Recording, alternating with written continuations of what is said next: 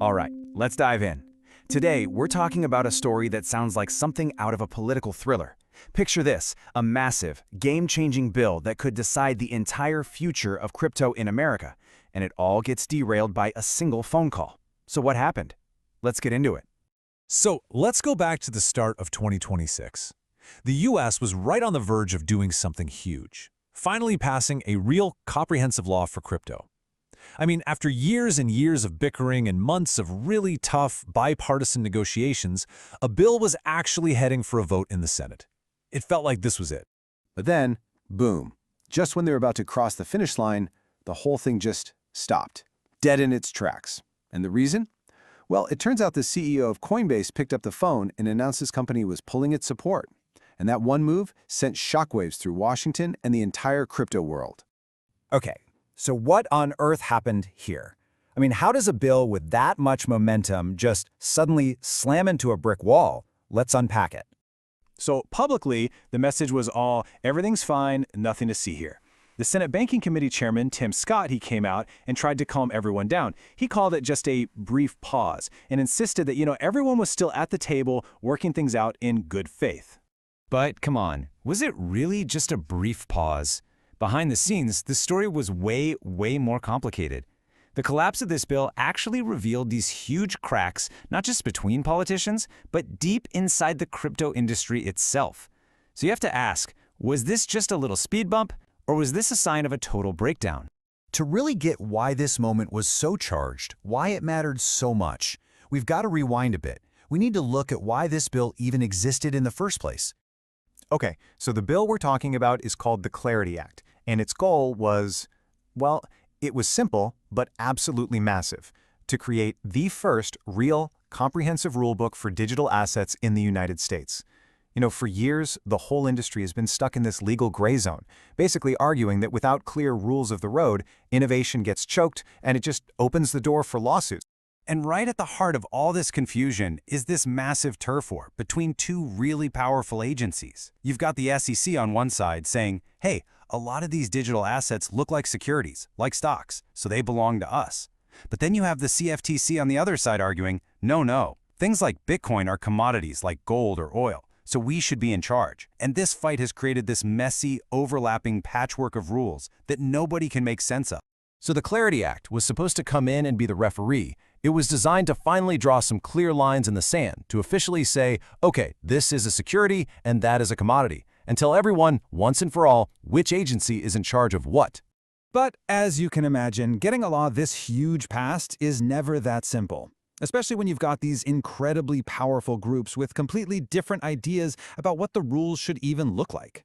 And that's exactly what happened. The whole negotiation process basically turned into this high-stakes, three-way battle for control. You had the crypto industry, the super powerful traditional banking lobby, and then the politicians themselves, who couldn't even agree on what to do. And this right here brings us all the way back to that phone call. Coinbase's CEO, Brian Armstrong, he's the one who pulled support. And his argument was that some last-minute changes to the bill would kill rewards on stablecoins. That interest-like income you can get on crypto that's pegged to the dollar. For him, a bad bill was way worse than just having no bill at all. But that move just threw a huge spotlight on a major split inside the crypto world. Other big players, like the exchange Kraken, they came out and publicly disagreed. Their leadership basically said, look, it's easy to walk away when things get tough. The hard part, the part that actually matters, is staying at the table and getting it done. And then, of course, there's the other major player in this whole drama, the banking lobby. Crypto advocates like Summer Mersinger from the Blockchain Association were pointing the finger directly at them. They argued that the big banks were actively trying to sabotage the bill, trying to rewrite it to protect their own turf from any new competition. So, as you can see, it really wasn't just one single thing that brought the Clarity Act to a grinding halt.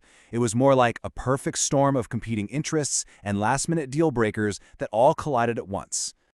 So, what were the poison pills that ultimately fractured the deal? Well, first, there was that fierce debate over stablecoin rewards. The big banks were worried it would unfairly compete with their traditional savings accounts.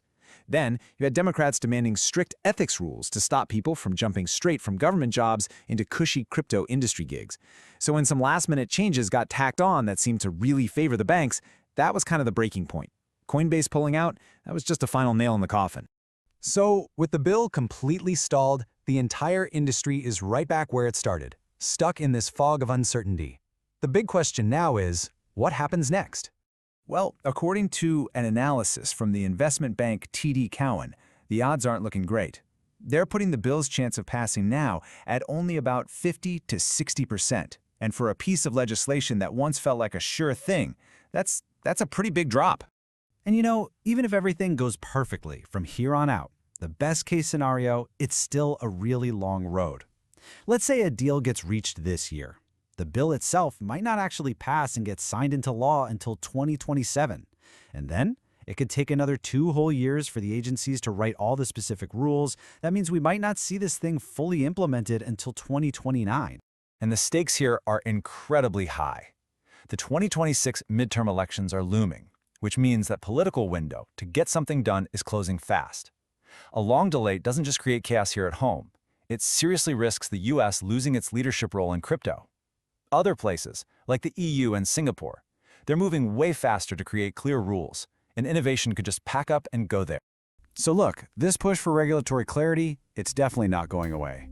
But this whole saga shows just how bumpy that road is going to be.